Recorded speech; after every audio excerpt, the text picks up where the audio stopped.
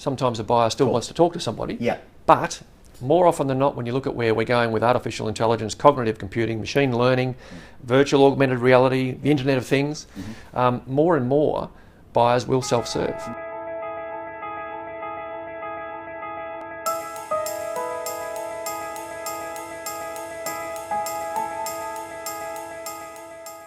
The advocacy piece is more important than ever as well. Oh, yeah. Because, where before, a happy customer would tell one person and an unhappy customer would tell 10. Now you've got that amplified with obviously Social. the digital age and social. Yeah. So that customer nurturing, customer experience model, Yep. is more important than it's ever been. Yeah, 100%. It's also, think about it logically, it's also the cheapest sale you'll ever make. When a buyer recommends, your product to someone else and someone comes and says, I want that, that's the cheapest sales force you'll ever employ. Yeah. Yeah. Look, we get a lot of inbound leads here at Harley Group, people calling us, wanting some help with, building out their sales force. Or just finding that key member that's going to go out there and generate revenue or what have you. Yep. And, the thing we've found that's helped us to do that more than we'd experienced prior was getting our customers to advocate for us on video. Yep. And if you're on our website now, go to the front page of the website and the video is all you'll see, because that's what we want people to see. It's what our clients are saying about us. And if you can create that elevated experience, which is certainly our focus, we've found it pay us back in droves. Because as you say, it's the cheapest sale, and we need to look at cost of sale.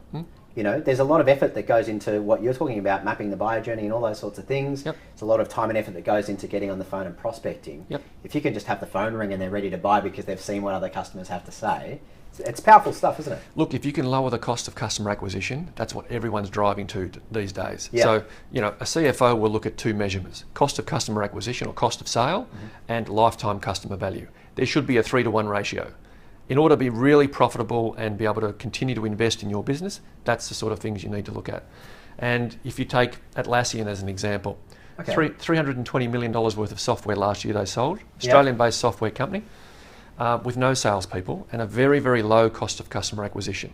Now, of course, not everybody can do that. Sure. But what they're It's a doing... self-serve sort of model, I presume. in terms of Self-serve, selling. yep. They sell a lot of their products from their website, etc.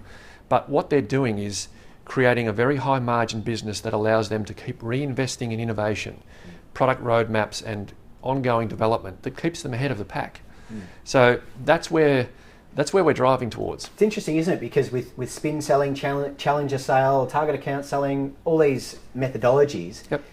there's a push towards becoming more consultative and more involved in the customer. That example there you've spoken about is the opposite. It's transactional in the sense that the customer's self-serving. And what I'm noticing is the most successful organisations, in a lot of ways, enabling the customer to buy easier, get the information easier. So in the end, sometimes it's just a transaction in the sense that you don't need a salesperson nurturing you through multi-stakeholder management, identifying problems or creating problems to solve, and that complexity. Sometimes when you peel it all away and make it simpler and take them on that marketing journey or what have you, the sale at the end can be much simpler, can't it? And that's scalable. That is scalable. And look, at the end of the day, buyers don't always have time. If it's just a transactional, as you say, commodity-based product that they're after, a solution to a problem, and they can get that online quick, they don't need to pick up the phone and talk to a sales guy who they know, again, has a vested interest, then that self-service model creates the perfect customer experience.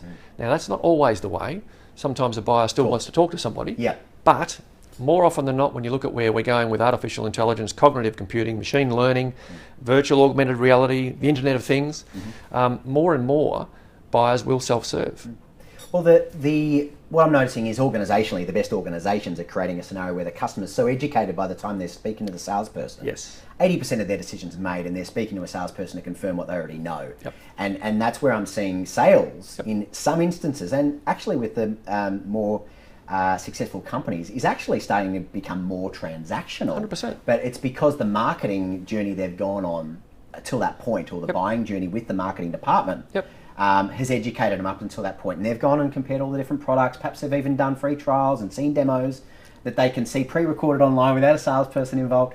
All this is going on, and I guess that comes back to the point of where are we as a sales profession, and is the profession diminishing? And naturally, unless at the end of that process you can add further value or potentially find a way to navigate your way in earlier in the process to accelerate that buying journey to be faster because you've shown them an opportunity that they could seize, that perhaps their competitors are or other companies in the industry are or your last customer did.